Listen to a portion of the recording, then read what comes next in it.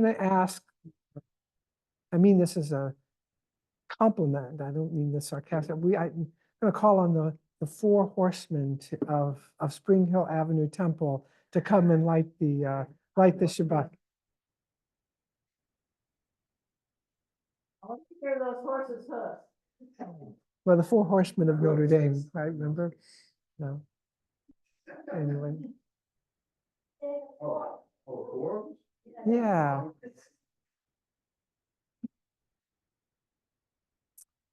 So we're going to commence our service on page 120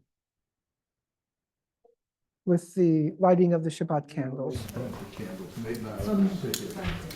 For those who are new to our service, the prayer book opens from right to left. Excuse me, from left to right. Because Hebrew is from, it goes in the opposite direction. Left to right. You ready? I didn't bring a book with that, sorry, I'll share with you. All right, here we go. As these Shabbat's candles give light to all who behold them, so may we with our lives give light to all who behold us. As the brightness reminds us of the generations of Israel who have kindled light, so may we in our own day be among those who kindle light. We have real matches. Oh, good one. Oops, Non-smoker. that's right.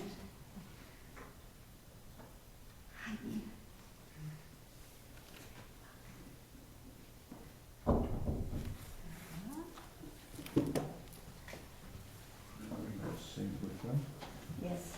Baruch Baruch atah Adonai Eloheinu Eloheinu melech haolam asher kidshanu b'mitzvotav v'tzivanu l'adlik ner shel Shabbat.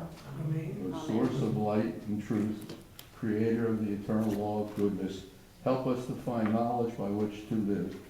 Lead us to take the words we shall speak into our hearts and our lives. Bless all who enter the sanctuary in need, all who bring the offerings of their hearts. May our worship lead us to acts of kindness, peace, and love.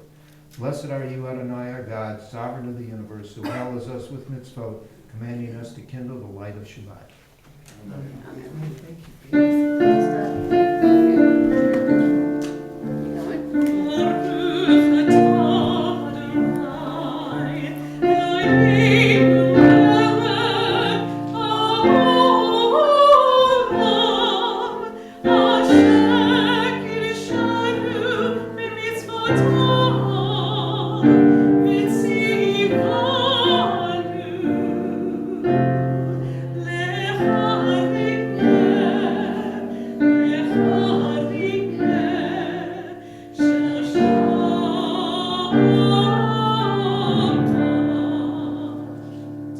let us turn now to page 261. In the middle of the page, let us all join in prayer. I need strength, humility, courage, patience, strength to control my passions, humility to assess my own worth, courage to arise above defeats, patience to cleanse myself of imperfections, and wisdom to learn and live by our sacred teachings. Let me not be discouraged by my failings. Let me take heart from all that is good and noble in my character. Keep me from falling victim to cynicism. Teach me sincerity and enthusiasm. Endow me with perception and courage, that I may serve others with compassion and love. We now turn back to page 138 and 139 for Lecha Dodi. We chant the first two paragraphs, and then we go to verse 9 on 139, and we rise, face the door as we welcome the spirit of Shabbat into the sanctuary.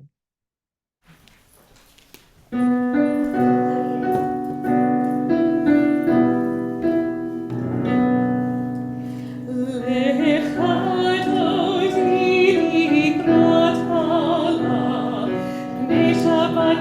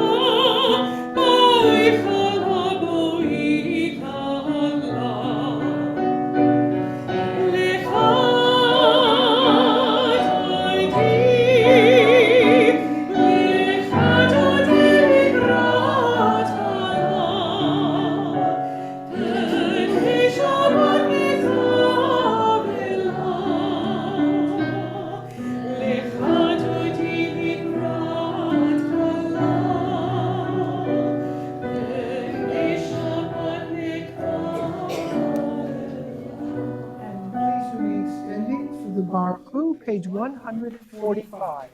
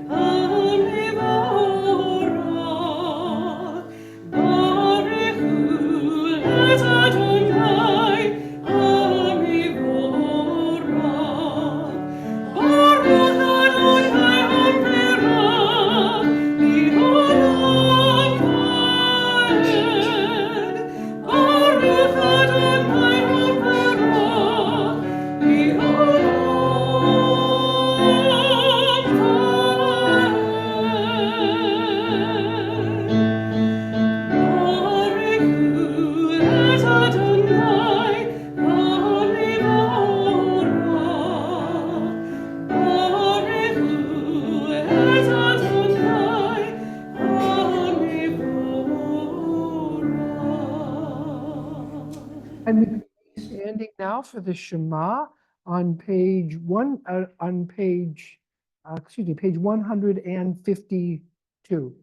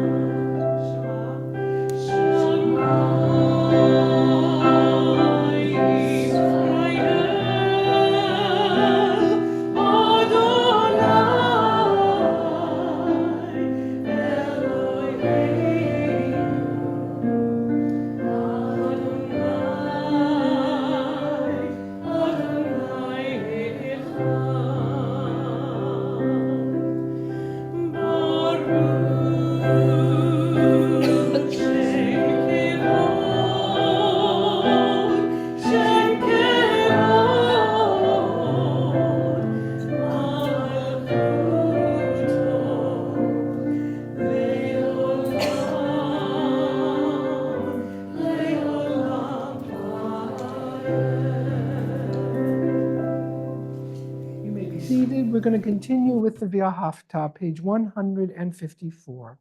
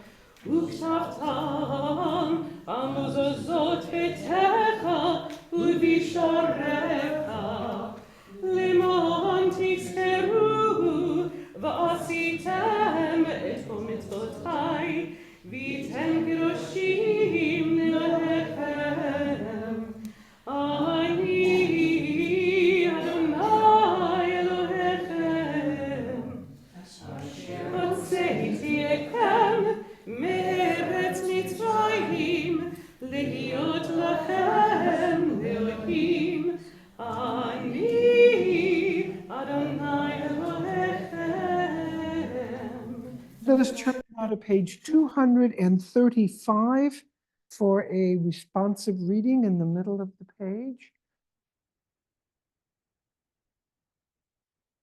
Nate, would you like to lead us in this? Read the outer paragraph, and all of us will respond with the inner paragraph. We can hear the words from Sinai, and love will flow from us, and we shall serve all all that is holy, with all our intellect and all our passion and all our life. If we can serve all that is holy, we shall be doing all that humans can to help the rains to flow, the grasses to be green, the grains to be golden like the sun, and the rivers to be filled with life once more. All the children of God shall eat, and there will be enough. But if we turn from Sinai's word and serve only what is common and profane, then the holiness of life will contract for us. Our world will grow inhospitable. Let us therefore place these words into our passion and our intellect, and bind them as a sign upon our hands and eyes. Let us write them in mezuzot upon our doors, and teach them to our children. Let us honor the generations that came before us, keeping the promise for those yet to be. we return now to page 164, the beginning of the tefillah. Please rise.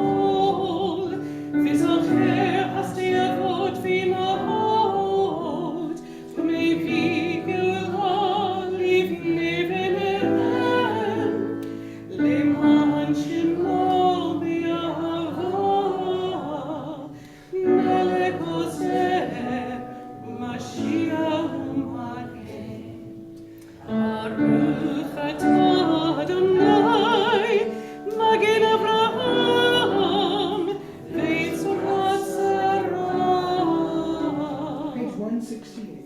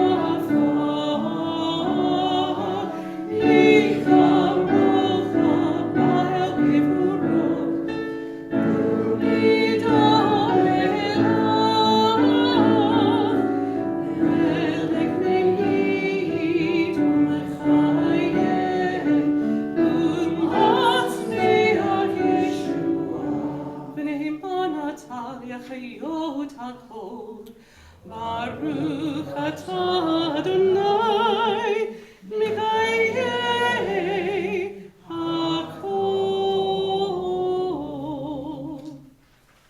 Atah kadosh v'shimcha kadosh, u'kedokshim b'kol yom yehallelucha selah. Baruch atah Adonai, Ha'el HaKadosh. You may be seated or you may stand. We're going to continue for a moment just for silent meditation.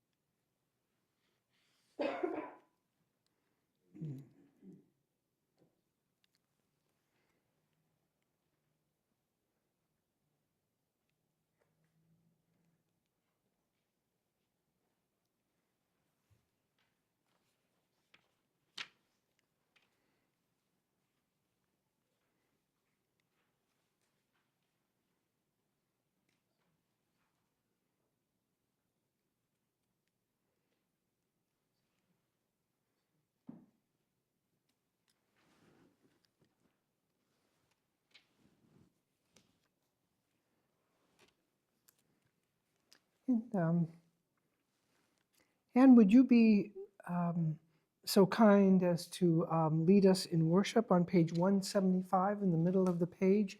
You are with us in our prayer.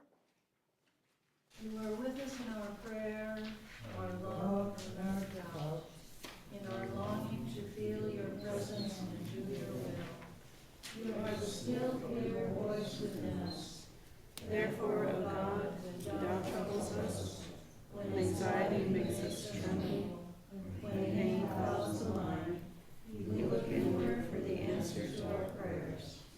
And there may we find you, and there find courage, insight, and endurance. And let our worship bring us closer to one another, that all Israel and all who seek you may find new strength for your service. Baruch atah Adonai, Shabbat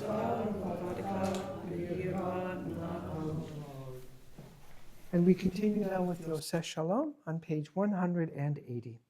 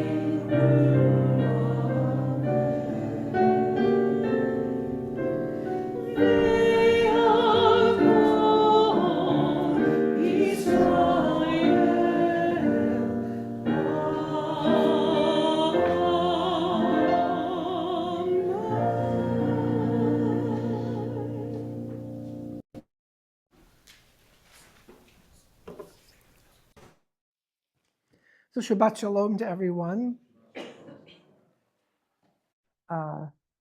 This week's Torah portion is a very interesting one because it challenges us to think about what does it mean when God says you are going to have something, when we feel a promise from God, because that's what led Abraham to go to Canaan.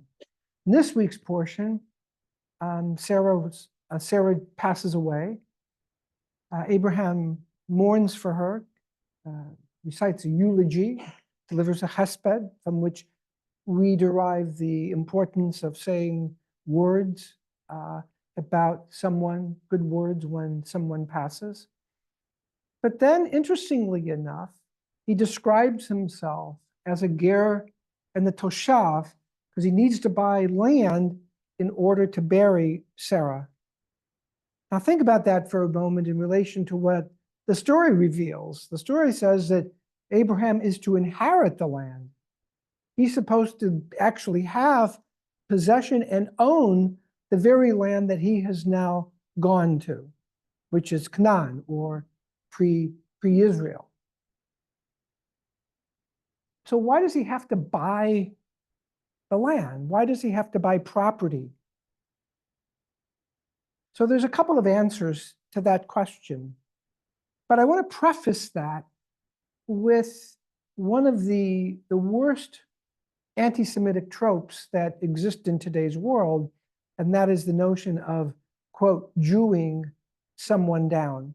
That's somehow in our blood to negotiate and to start off with a sales price, and then we negotiate, and at least that's not looked upon very favorably, so to speak, even when, so that trope, oh, Jewing someone down, an anti-Semitic trope. Now contrast that for a moment with the Torah portion. The Torah portion, Abraham needs to find land to bury his wife. And he goes to the children of Het, and he inquires about a land and a cave that's in it, the cave of Machpelah. And he says to the people, I will pay a full value. The Hebrew is literal here. I will pay full value for the price. Whatever the price is that you determine to be fair, basically, I will pay that price. And that's what Abraham says to the people. And one of the people sitting there is a gentleman by the name of Ephron. And he happens to be the owner of that particular piece of property. And he begins by saying, well, what's money between us? You need to bury your dead. And Abraham's response, just in the text, is a very interesting one. He says, he really rejects that. In other words, he could get it for whatever the price he named. He says, no, I want to pay full price. I don't want anything less. I don't want to purchase the land for anything less than its value. And Ephron sets the price. There's no negotiation. And Abraham buries Sarah. And he buries her paying money for property that God promises is going to be his and his descendants. And there's no questioning of God. There's no questioning of the meaning of the covenant. This is what Abraham does. Part 2 of Chayei Sarah is another very interesting story. And that is, Abraham is promised by God that he will have offspring and children upon children, and they will inherit the land of Israel. So Abraham doesn't wait for Isaac to have a wife. He goes and he gets one for her. And he's very selective. He sends Eliezer, and he says, basically, I'm paraphrasing, I want a kind, compassionate, and someone who will keep and follow the traditions. I'm really paraphrasing here. A suitable wife for Isaac, one who will carry on that which we believe in. In other words, in monotheism. So he sends his servant Eliezer, who repeats the identical message that he is told to deliver on three different occasions, and the last one being in the very home of Abraham's Lavan, his brother, and not Lavan, but Lavan's father. And Lavan has a sister, of course, Rebecca. And Rebecca, in meeting Eliezer, provides, without even asking who he is, without finding out who this man is, goes ahead and provides water for him, water for his camels, and straw and so forth for the camels in relation to the journey, without knowing who this man, who is a servant of Abraham, is. And Eliezer looks to God, and he thanks God because his prayer has been answered. He asks God, help me to find out. But the truth is, the real truth is, because we don't know that all of a sudden Rivka appears out from out of nowhere, but he's in the town, he attributes it to God. But the truth is that he's the one that set everything in motion, and that Abraham set everything in motion. Abraham did not rely on God to provide a wife for Isaac so that Isaac could perpetuate Judaism. Abraham made that happen. Eliezer made that happen. Lavan, Rivka's brother, let Rivka go, let Rebecca go, and Rebecca went without hesitancy to become the wife of someone and whose customs she knew not of. And the Torah portion concludes with the statement that, well, two things happen. One is humorous. As soon as she sees Isaac, who is meditating in the field, which is where we get the afternoon service, she's coming late in the afternoon. Their eyes meet. This is actually in the text. And the actual Hebrew is she falls off the camel after looking and now Rashi softens it, but the Hebrew is what the Hebrew is. There's no question, nafal, that she falls off of the camel. Their love is instant. But then there's a beautiful phrase that comes after that.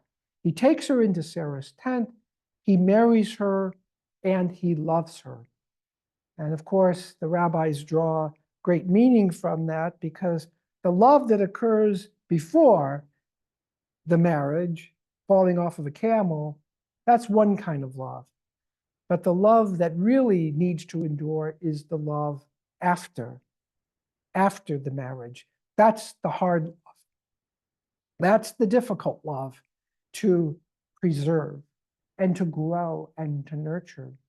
And how do we know that their love was real and was successful? And how was it that Isaac was comforted for the loss of his mother?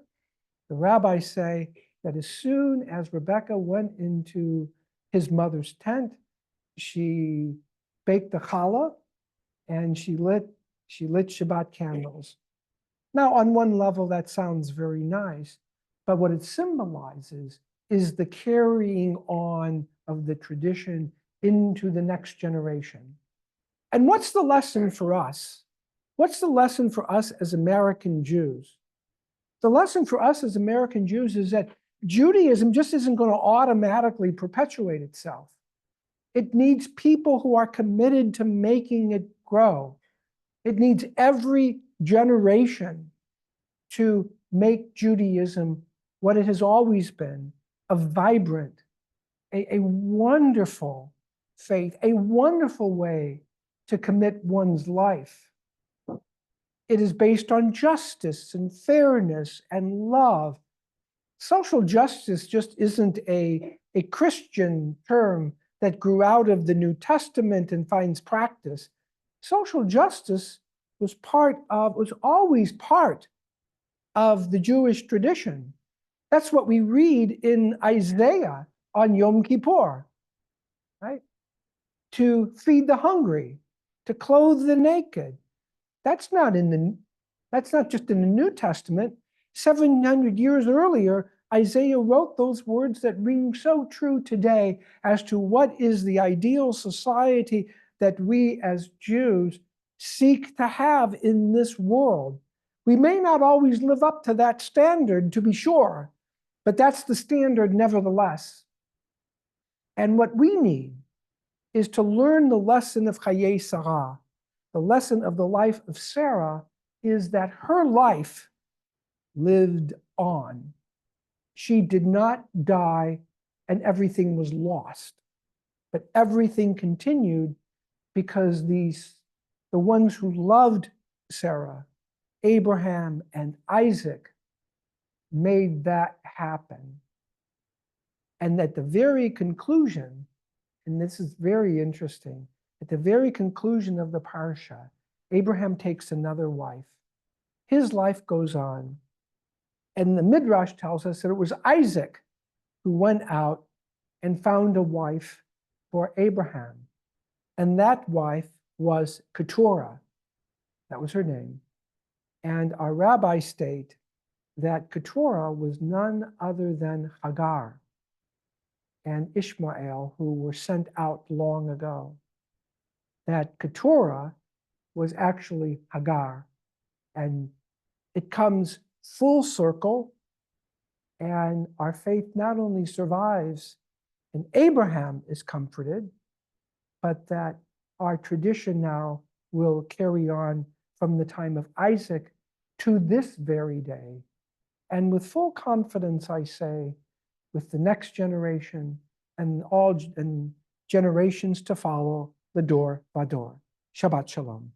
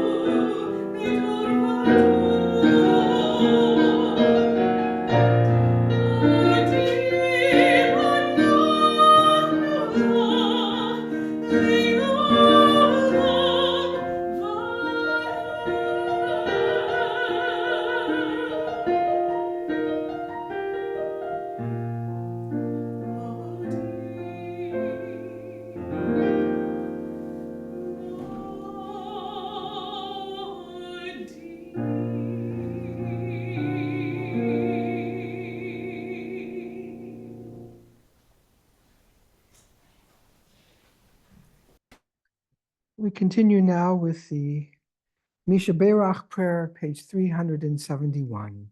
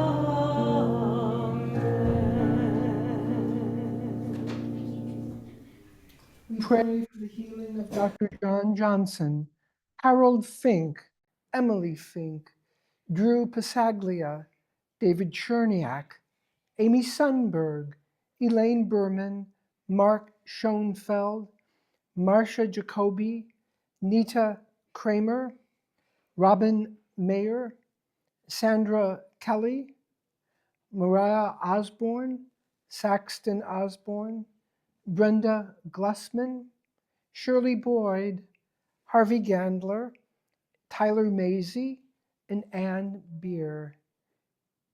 Is there anyone who you wish to add to our prayer for healing? Patricia Cook. Okay, thank you. Yes, Al Early. thank you.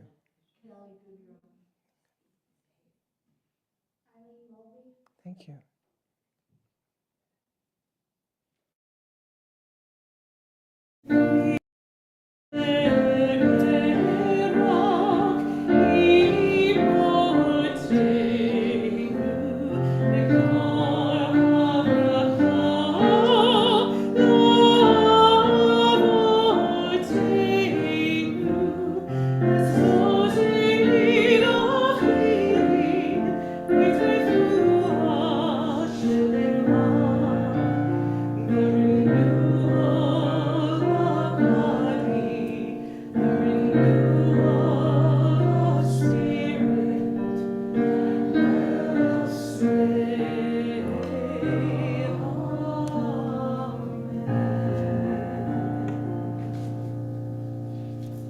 Please rise for the Alenu, page 586 and page 591. Oh. Have you done this one before? No. Yeah. Cool. No, I haven't.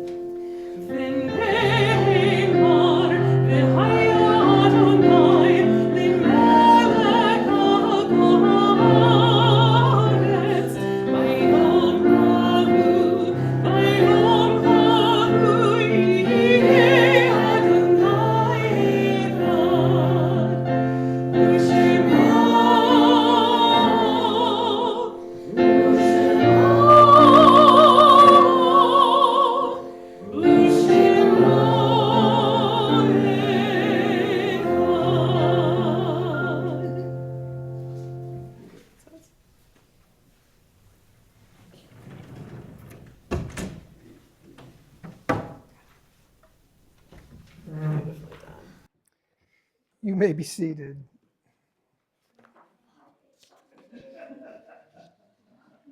This week, we observe the yahrzeits of Louis Rader, Samuel Sternberg, Robert Elotegui.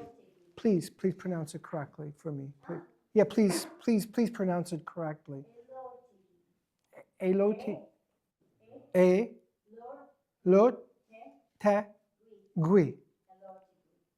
Elotegui. Thank you. Alan Fishbein, Arthur Seelig, Sylvia Silverman, and Frida Bauer. Is there anyone observing a yahrzeit or saying Kaddish for someone who they wish to remember? Earphones. AirPods. The Mourner's Kaddish, page 598. Please rise. Similar, yeah, so almost.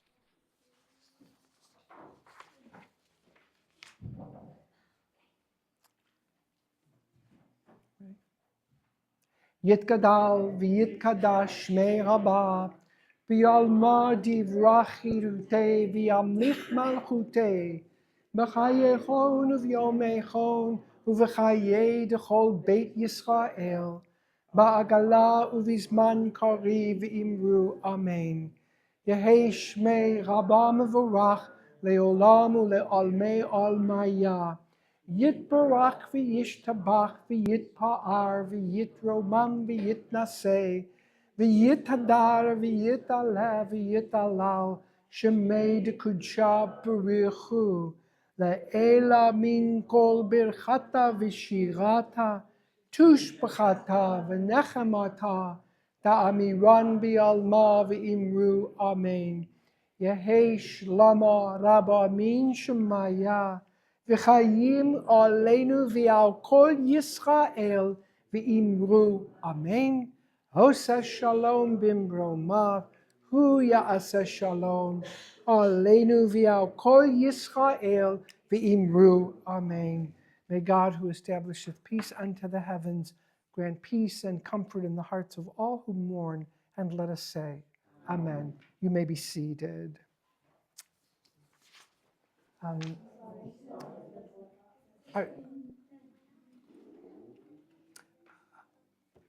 Are you delivering the announcements for this? Okay. Yep, you're up. You're on. Oh, they should be up there. That's sorry. Okay.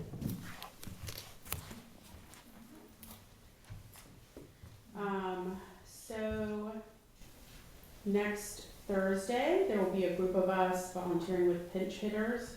It's a group that volunteers services at Mobile Infirmary on Thanksgiving Day so that employees can celebrate the holidays.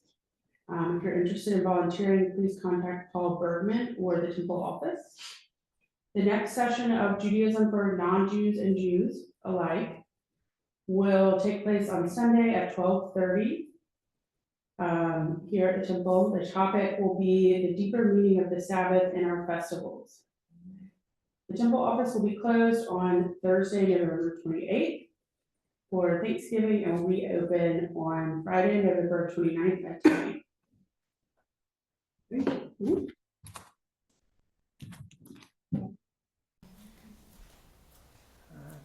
Any other announcements? Any community service? Please. Yeah. Rabbi, every Christmas time, the jail supplies to the inmate underclothes for men and women. You know the jail doesn't supply that, they just supply for the top and pants that they wear.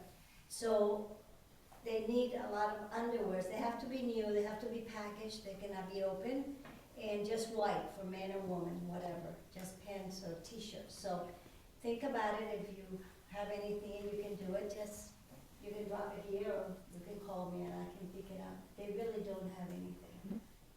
Thank you. Thank you. And we have a couple of simchas here for this week. This past week, Liz Fry, mother, celebrated a birthday. Is that correct? Okay. Calvin Ennis, who is online, I believe. James Spain, marrying Eberling, Steve Mulfelder and Himath Singh, who is also online. I think it's appropriate to sing happy birthday to so many people who are here. What's up? We had a lot of birthdays this past week. Happy birthday to you. Happy birthday to you. Happy birthday to everyone. Happy birthday to you. Very nice. And the anniversary of this, 3 days ago was the anniversary of Linda and Ed Blassingame. And also we have another simcha. Mariah just had a baby boy. It's wonderful to have you back. And a girl, excuse me, a girl. Why am I? All right, I apologize. My fault. Right. Her name is Sexton. Is that correct? Yeah. No. No. Yeah. Well, once again, Mazal Tov, I apologize for that error. I don't know what I was thinking. I knew that you had a little baby girl, and Mazal Tov to you. And not to put you on the spot, but maybe we'll have a baby naming here at some point. Okay. Yes, well, we would love to have that. That is true. Okay. Yes, yeah, yeah.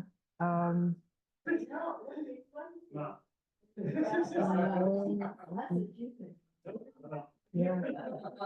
Yes, Cody and Kate Drummond also had a girl. So we're getting yeah, we're growing. It's wonderful. We're going to continue now with the Kiddush, page 123. Anne, would you do us the honors, please?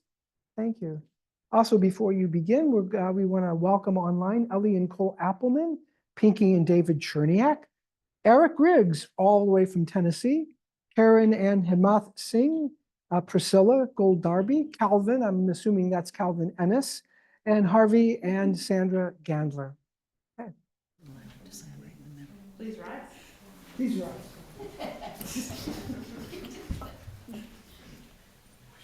Baruch atah Adonai, Eloheinu melech haolam, borei peri hagafen.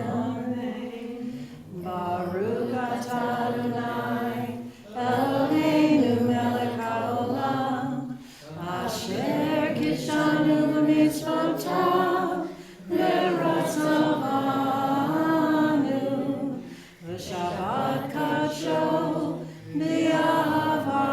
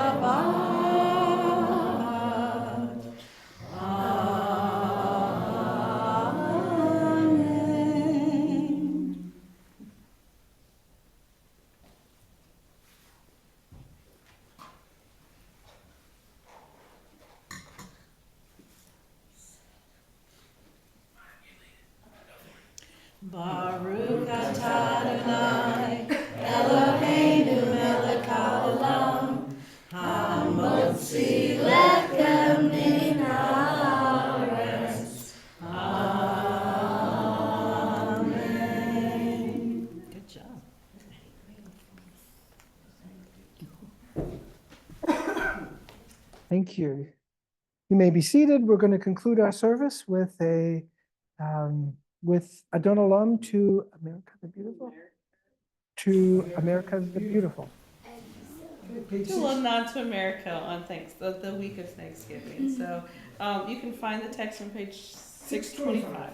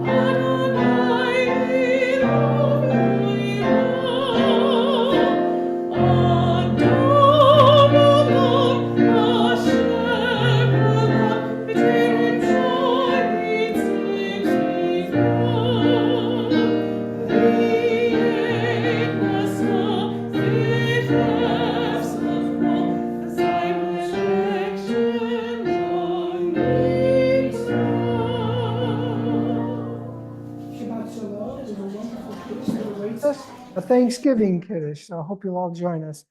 Pecan pie, pumpkin pie, lots of good stuff. Shabbat Shalom to everyone. Good Shabbos, everybody. Have a great